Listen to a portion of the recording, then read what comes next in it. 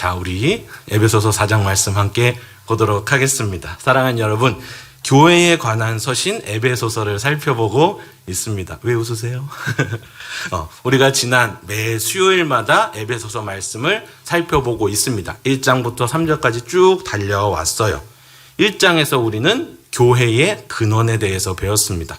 성부 하나님의 선택에 의하여 예정이죠. 예정, 선택하심으로 성자의 구속하심, 그리스도의 십자가 죽으심, 그리고 성령의 인치심을 통해서 교회의 정체성이 1장을 통해서 우리에게 밝히 알려졌습니다. 에베소서에서는 그리스도 안에서라는 표현이 계속해서 반복돼서 나옵니다. 그 의미는 뭐냐면은 교회가 세상 속에서 생겨난 공동체가 아니라 영원 전부터 하나님 안에서 택함을 받은 공동체, 거룩한 공동체라는 것을 강조하거든요. 2장, 교회가 유대인과 이방인이 그리스도 십자가 안에서 하나 된 새 사람이 되었다. 차별 없는 복음에 대해서 2장이 이야기합니다. 그리고 3장은 교회의 근원이 그리스도의 몸으로서 하나님 영광을 드러내는 존재임을 선언합니다. 1장과 3장 요약하자면 뭘까요? 교회의 존재 이유, 교회의 근원에 대해서 이야기하는 겁니다. 그렇기에 4장은 이렇게 시작합니다. 그러므로 1장과 3장의 내용이 이와 같았기 때문에 교회의 근원과 정체성에 대해서 이야기하는데, 그러므로 우리는 어떻게 살아야 하는가?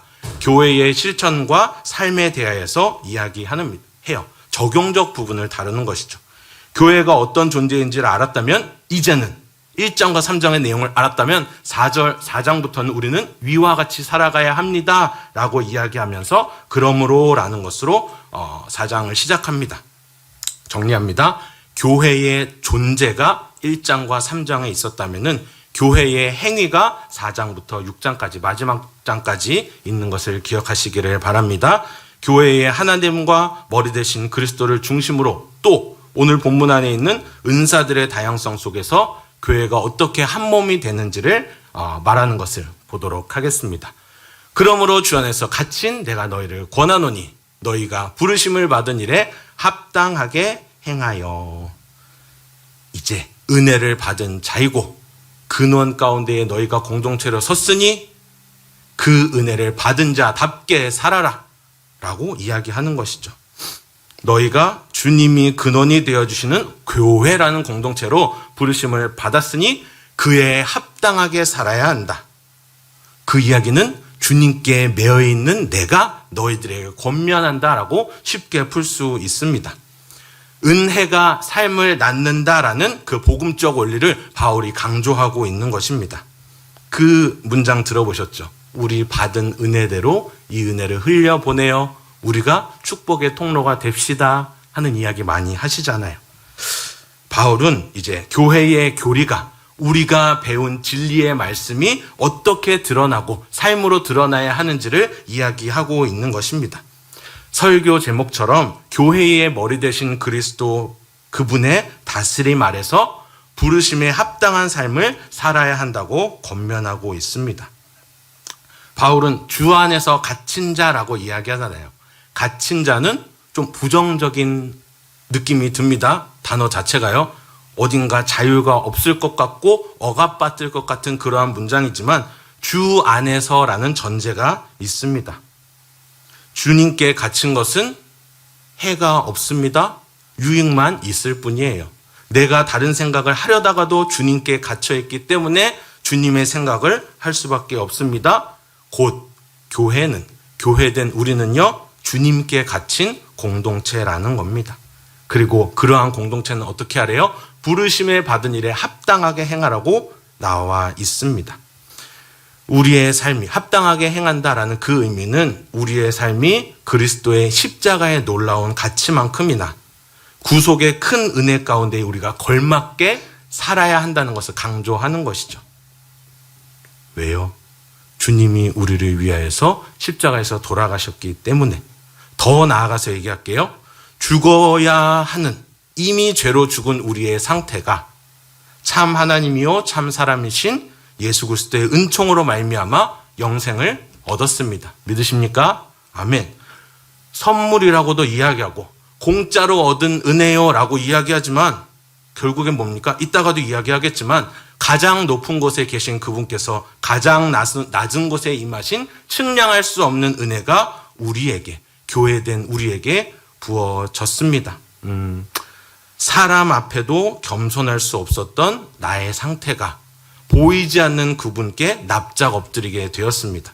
눈으로 보고 손으로 만져봐야 아는 나의 교만이 보이지 않는 것을 보이는 분으로 믿는 믿음으로 변화되었다는 거죠. 부르심에 합당하게 행한 삶이 위와 같은 삶입니다.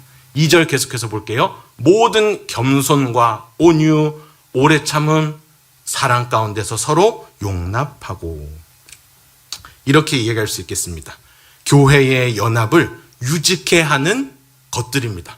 겸손, 온유, 오래 참음, 사랑 가운데서 용납하는 것. 교회의 공동체를 유지하는 덕목들입니다. 이것이. 겸손, 뭡니까? 자신을 낮추는 태도이시죠. 그리스도께서 이 땅 가운데 사람의 몸을 입고 오신 주님의 겸손.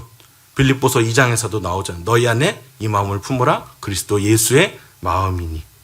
온유 있습니다. 온유 뭐예요? 자기를 절제하는 힘. 나 되게 온유한 사람이야 라고 이야기하지만 정작 그 단어의 뜻은 모르잖아요. 그냥 평안한 사람이야 정도로 하는데 자기를 절제하는 힘을 온유라고 표현하고요. 오래 참음으로 사랑 안에서 서로를 용납하라. 사랑으로 모든 것을 다 덮어버리라는 이야기가 아닙니다. 예수님이 부활승천하시고 나서 사도들의 그 가르침이 있던 시절에 많은 거짓 교사들의 가르침이 있었죠. 그러나 사도들은 그 진리와의 타협, 다른 이단과의 타협에 대해서는 절대로 양보하지 않았습니다. 교리적인 타협이 아니라 성령의 사랑 안에서 일어나는 그 용납과 인내를 이야기합니다. 2절이 뭐였어요? 교회를 하나로 유지시키는 덕목들에 대해서 2장을 이야기합니다. 모든 겸손과, 교회는 겸손하고요. 교회는 온유하며 오래 참음으로 사랑 안에서 교리적으로 타협하는 것이 아니라 다름을 인정하고 그 성령의 사랑 안에서 서로를 안아주는 것이 교회의 덕목이라는 겁니다. 계속해서 이어져요. 3절도 평안에 매는 줄로 뭐가 된대요? 성령이 하나 되게 하신 것을 힘써 지키라. 보통 우리나라는 앞부분에 우리나라 문장은 앞부분에 집중을 많이 합니다. 근데 우리 영어 공부하잖아요. 영어 공부하면은 어떠셨습니까? 고등학교 때 주어 동사를 찾죠. 그리고 영어 선생님이, 학원 선생님이 제일 중요한 거 주어 동사 목적어 보어 한 줄 제일 중요한 게 뭐예요? 동사입니다. 여기서 동사가 뭡니까? 지키라. 힘써 지키라. 제 묵상이었어요. 여기서 주님이 우리에게 말씀하신 바는 지키는 겁니다. 뭘 지키는 겁니까? 교회가 하나 되게 하신 것을 교회된 우리는 지켜야 하는 것입니다. 우리가 하나 되게 하는 게 아니에요. 누가 하셨어요? 성령이 우리를 하나 되게 하셨고 이미 주신 은혜죠. 그리고 우리는 그것을 지키는 자들입니다. 성령께서 이미 교회를 하나로 묶으셨대요. 인간이 만드는 것이 하나가 되는 게 아니라 성령이 이미 이루신 사실, 하나됨이요. 우리는 그 일치됨을 지키는 자라는 겁니다. 하나 되게 하는 것 아니요. 주님이 하십니다. 지키는 자가 우리가 된다는 겁니다. 그리스도 안에서 주어진 이 평안의 줄을 분열이나 다툼으로 우리는 끊지 말아야 한다는 것이죠. 어떻게 하자고요? 지키자고 말씀합니다. 교회가 어떻게 살아야 하는지 하나 된 것을 지키는 것이라고 3절은 이야기하고 있습니다. 그리고 교회의 본질에 대해서 나옵니다. 하나요, 하나요, 하나요, 하나요, 하나요. 4장부터 5절, 4절, 5절, 6절까지 7번에 거쳐서 하나요, 하나요, 하나요가 다 나옵니다. 자, 다시 에베소서 1장으로 돌아가겠습니다. 교회의 근원은 삼위일체 하나님이십니다. 그분의 하나 되심입니다. 그리고 바울이 4절부터 6절까지 해서 강조하는 것은 여러 부분들, 교회의 일치적 근거들을 다 이야기하는 것이죠. 몸이 하나요. 몸이 누굽니까? 교회를 이야기하는 것이고요. 성령도 한 분이시다. 교회의 생명이신 성령 하나님도 한 분이시다 이야기하고요. 그리고 또 뭐 있습니까? 부르심의 한 소망. 우리의 소망이 어디 있습니까? 그리스도의 다시 오심에 있죠. 그분의 영광 가운데에 있죠. 또 주도 한 분이시요 우리의 주님, 구원주, 우리에게 생명을 주시고 죄를 용서해 주시는 주님 예수 그리스도도 한 분밖에 없습니다. 그 믿음, 복음이라고 말하는 믿음도 하나밖에 없습니다. 세례, 주님과 연합함도 한 번밖에 없습니다. 그리고 하나님도 한 분이시니 6절 곧 그분은 만유의 아버지시라. 만유 위에 계시며 만유를 통일하시며 만유 가운데에 계시도다. 바울의 선포입니다. 교회에게 말씀하시는 주님의 선포, 주님도 한 분이시니 교회도 하나이니 믿음도 하나요 세례도 하나이니 우리는 다른 것에 시선을 돌릴 수 없다. 그 시선조차도 하나인 것을 이야기하고 있습니다. 교회는 하나로 연합된 공동체입니다. 그러기에 교회는요 시스템이 아닙니다. 제도적으로 잘 짜여진 조직, 회사 같은 게 아니에요. 삼위일체 하나님의 연합을 드러내는 공동체임을 여러분 기억하시기를 바랍니다. 하나됨에 대하여서 6절까지 이야기했습니다. 자, 전환이 있습니다. 7절 하나됨, 연합을 이야기하던 바울이 이걸 얘기해요. 우리 각 사람에게 그리스도의 선물의 분량대로 은혜를 주셨나니 라고 얘기합니다. 하나됨, 일치, 우리는 하나야를 얘기하다가 갑자기 다양함에 대해서 이야기합니다. 다양성. 교회는 일체성을 가지되 동시에 다양한 은사를 가진 주님의 몸입니다. 그 생각이 들더라고요.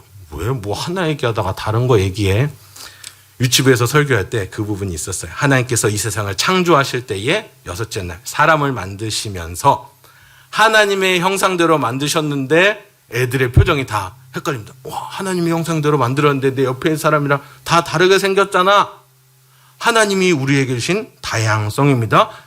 하나님의 형상대로 다 지어졌다고 얘기하는데 정작 다른 사람하고 생긴 거는 달라요. 모든 은사와 우리에게 주신 모든 그 믿음의 분량들은 그리스도께서 주신 선물입니다. 다양하게요. 믿음의 그릇도 다르고 믿음의 분량도 다르고 우리의 달란트도 다르고 다 다르잖아요. 하지만 그 다양한 것들이 교회를 세우기 위한 은혜의 도구인 것을 7절에서 우리에게 말씀해 주고 있습니다. 동일하게 부어주신 은혜의 선물의 분량대로 은혜를 입은 자들입니다. 그렇기 때문에 교회 안에서 비교하거나 경쟁하거나 다 부질없는 짓이라는 거예요. 서로 다른 은혜의 분량이 교회를 세워가는 줄을 믿으시기를 바랍니다. 서로 다른 은혜의 분량이 우리를 하나 되게 하는 줄을 믿으시기를 바랍니다. 말씀이 가장 중요하다 이야기하는 장로교, 우리 교단에 속한 장로교, 개혁주의에서 말하는 교회로는요, 이 은사라는 것의 목적을 교회의 유익에 둡니다. 내가 받은 은사, 이러니까 난 잘 쓰임받지가 아니라 나의 은사는 모두 다 교회의 유익에 있다고 이야기하는 겁니다. 개인의 이익에 두지 않습니다. 그리스도의 영광에 둡니다. 교회의 유익이 된다는 것을 기억하십시오. 자, 은사에 대해서 주님이 우리에게 행하신 일, 우리에게 주신 것들에 대해서 8절부터 10절까지에 나와요. 이렇게 살아라, 저렇게 살아라 이야기하는데 8절에서 갑자기 알쏭달쏭한 이야기가 나옵니다. 알듯말듯한 이야기가 나와요. 그가 위로 올라가실 때에 사로잡힌 자들을 사로잡으시고 사람들에게 선물을 주셨다 하였도다. 엘리야도 아니고 뭐죠? 올라가셨다 하였은즉 땅 아래 낮은 곳으로 내리셨던 것이 아니면 무엇이냐? 뭐죠? 내리셨던 그가 곧 모든 하늘 위에 오르신 자니 이는 만물을 충만하게 하려 하심이라. 자, 8절과 10절에서도요 머리 대신 그리스도를 이야기하고 있는 것입니다. 올라가신 분이 누구십니까? 이 땅에서 이 사역을 마치시고 승천하신 우리 예수 그리스도를 말씀하시는 것이죠.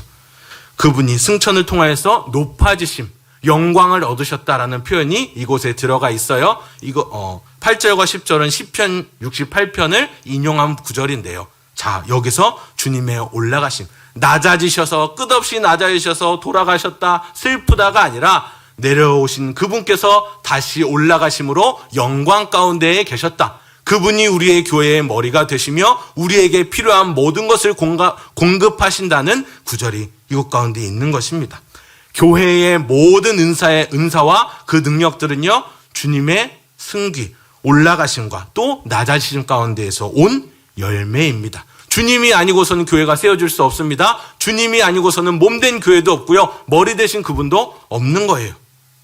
우리에게는 항상 이 단에서, 우리 교회에서 가장 많이 언급되는 그 단어, 그리스도가 필요한 것입니다. 언제나 어디서나 우리는 주님이 필요해요. 근데 너무너무 중요한 교회라는 측면에서 그리스도의 이름을 빼놓고서는 이것을 설명할 수 없습니다. 그러므로 각 사람은요, 그분으로부터 받은 은혜의 분량대로 교회를 섬기고, 교회는 머리 대신 그리스도께 복종하며 살아가는 몸이 되는 것입니다. 교회의 모습이 그런 겁니다. 교회의 정체성이 그렇다는 거예요. 어떻게 살아야 돼요? 부르심에 합당하게 살아가라고 계속해서 본문은 이야기하고 있습니다. 11절 볼까요? 드디어 나왔습니다. 다양성에 대해서. 어떤 사람은 사도로, 어떤 사람은 선지자로, 어떤 사람은 복음 전하는 자로, 어떤 사람은 목사와 교사로 삼으셨다라고 합니다. 자, 다양성을 주셨대요. 은사를 주셨고 그리스도의 그 믿음의 분량대로 이것들을 허락하여 주셨는데, 자 보십시오. 사도, 선지자, 복음 전하는 자, 목사, 교사, 어느 정도 지위가 있어 보이는 직분들입니다. 권력이 있나요? 권세가 있나요? 어떻습니까? 어떻게 생각하세요? 교회 공동체를 지키는 목적에, 교회의 기초를 세우는 일에 이 은사들이, 이 직분들이 사용이 됩니다. 성도를 온전하게 하고 봉사의 일을 감당하게 하는 자들입니다. 12절이네요. 성도를 온전하게 하고 봉사의 일을 하게 하며 그리스도의 몸을 세우려 함이라. 어떤 직분들이요? 사도, 목사, 교사, 복음을 전하는 자, 선지자, 세워진 직분들이 있다는 겁니다. 코로나 때였던 것 같아요. 코로나 때 교회에서 못 모이니까 각자, 아마 모든 교회들이 다 그런 방법을 사용했을 것 같은데, 신방의 방법, 문고리 전달, 선물 같은 거 해서 유치부 애들 가서 사탕 걸어놓고 초등부 애들 사탕 걸어놓고 했던 시절이 있었습니다. 근데 그때 유일하게 목사님, 그때 강도사였으니까 강도사님 들어오세요 했던 집이 있었어요. 거기는 이제 제가 유치부 청년부 하던 시절에 유치부 아이들 둘, 엄마 아빠 그리고 할머니 5명에서 살던 집이었는데, 막 이런저런 얘기를 하다가 그 할머니가 강도사님 지금 뭐예요? 강도사입니다. 그랬더니 빨리 승진하셔야겠네.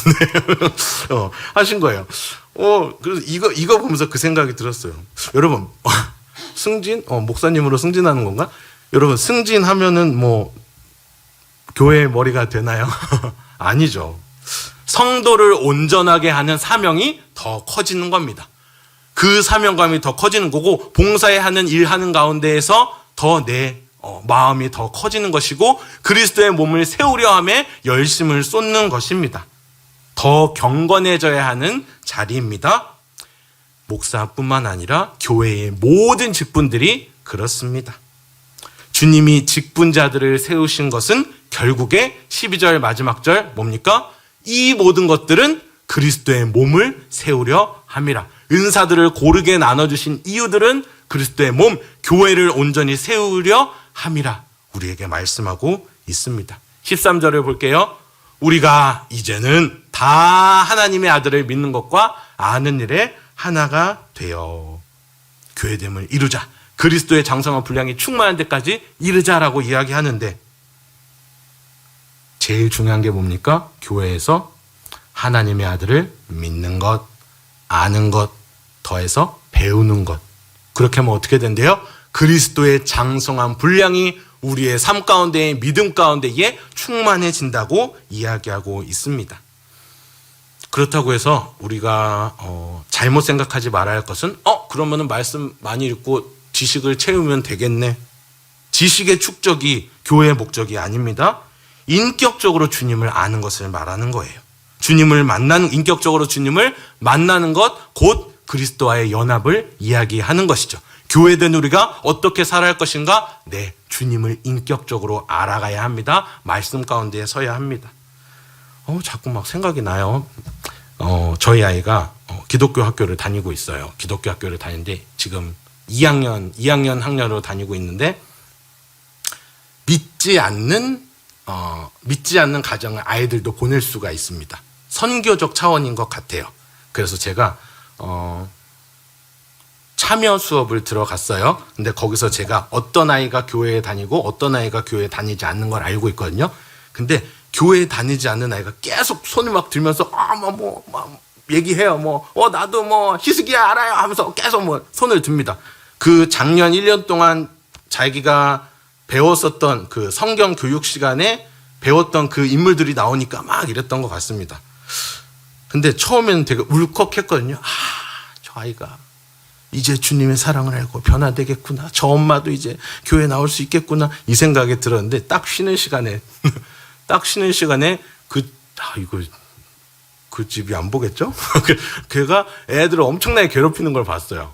이건 그 입에서 예수님의 이름이 나오기가 정말 부끄러울 정도로 얘가 정말 민망하게 애들을 괴롭혔어요. 보면서 이게 머리로 성경을 아는 것과 머리로 복음에 대해서 그냥 이해하는 것과 인격적으로 예수님을 만나고 마음속에 예수님을 모신 자의 삶이 다르구나. 우리 아이가 그랬다는 게 아니고 그 차이가 있더라고요. 머릿속으로만 아는 성경, 머릿속으로만 아는 그 복음과 주님을 정말 나의 위로자가 되시며 내 눈물을 닦아주시며 내 기쁨이 되신다는 자의 삶의 차이가 거기 있더라고요.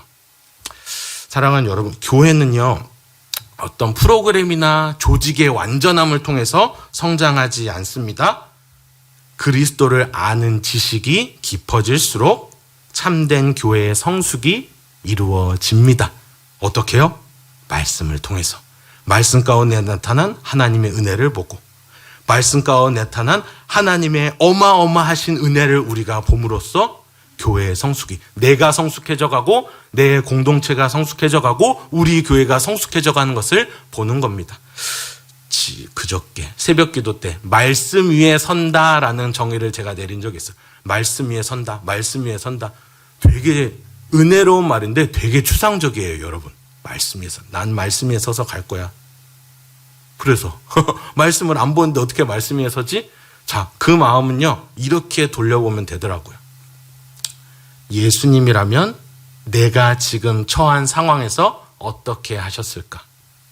주님이라면 어떤 말을 하셨을까? 주님이라면 어떻게 행동하셨을까? 궁금합니다. 어디서 해답을 찾아요? 말씀 가운데에서 해답을 찾습니다. 주님이 하신 일, 주님이 행하셨던 일, 만나셨던 사람과의 대화 가운데에서 우리는 해답을 찾는 것입니다. 서로 사랑함을 통해서, 말씀을 통해서 그리스도를 아는 지식이 쌓여져 가고 주님을 만나고 내가 죄인이고 내 죄의 비참함이 보이고 그리고 나에게는 역시나 예수님이 여전히 필요하구나 라는 그 소망을 바라보는 것입니다. 그리고 주님이 우리를 등 돌리지 않으시고 모른다 여기지 않으시고 끊임없이 우리의 기도를 들어주시고 우리의 마음을 만져주심을 우리는 확인하는 것이죠. 14절 15절 가겠습니다. 이제부터 교회된 우리는 어린아이처럼 하지 말자. 어린아이가 되지 말고 사람의 속임수와 간사한 유혹에 빠져 온갖 교훈의 풍조에 요동하지 않게 하려 하자. 여러분, 이단의 가르침 때문에 사도 바울이 이와 같이 얘기한 겁니다. 얘들아, 교회된 너희들, 에베소 교회 사람들 흔들리지 마세요. 제발 흔들리지 마십시오. 사람의 속임수 간사한 유혹 가운데 흔들려서 교회가 무너지면 어떡합니까? 그 사람들 다 상처받아요. 결국에 여기서 경계하는 건 뭐냐면은 이단적 가르침을 이야기하는 것이죠. 이단적 가르침 뭐예요? 어렵게 얘기하면 그리스도의 성육신을 부인하는 사람들, 교주가 있고 교리가 다르고 여러 어려운 말이 있는데 자, 뭡니까? 성경을 부정하는 말들은 예수님이 하나님의 아들이심을 부정하는 거예요. 예수님이 참 사람이시며 참 하나님 되심을 부정하는 게 이단적 가르침입니다. 사람의 속임수와 간사한 유혹에 빠지는 것이 바로 이러한 가르침이에요. 오늘날 교회의 성장 우선주의 같은 것, 유행을 따라가는 것, 그런 것들도 다 이런 혼란 가운데에 포함이 되는 것이죠. 각 사람에게 주신 은사대로 그리스도를 붙잡으며 그리스도를 알아가는 지식으로 성숙해져가는 교회는 이런 거짓 교훈 가운데에 흔들리지 않습니다. 머리 대신 예수님을 의지하며 뚜벅뚜벅 그 믿음의 길을 걸어갑니다. 15절에 나와요. 오직 사랑 안에서 참된 것을 하여 진리 되신 주님을 알며 범사에 그에게까지 자랄지라. 몸된 우리가 있고 머리 대신 그리스도. 그는 머리니 곧 그리스도라 말씀하고 있습니다. 사랑 안에서 모든 것을 덮어주는 예수 그리스도의 사랑이 있습니다. 근데 그걸 우리는 인애라는 어려운 단어로 이야기하곤 해요. 근데 우리 주님의 사랑은 인애의 사랑으로 끝나지 않습니다. 공의라는 죄를 미워하시는 그 심판을 반드시 말씀하세요. 하지만 심판만 하시고 죄를 미워하시고 우리를 징계하심으로 끝나는 것이 아니라 십자가 사랑, 인애의 사랑으로 우리를 끝끝내 덮어주신다는 겁니다. 교회가 그렇게 서 있는 거예요. 교회도 죄를 짓습니다. 개인도 죄를 짓습니다. 목사도 강도사도 전도사도 모두 다 죄를 지어요. 근데 여전히 교회는 서 있네요. 주님은 여전히 우리를 위해서 신실하게 일하고 계시고 한량없으신 그 인애의 사랑을 우리에게 펼치고 계시는 줄을 믿으시기를 바랍니다. 교회, 그에게서 온 몸이 각마디를 통하여 교회가 도움을 받음으로 연결되고 결합되어 각 지체의 분량대로 역사합니다. 그 몸을 자라게 합니다. 사랑 안에서 스스로 세우느니라. 아멘.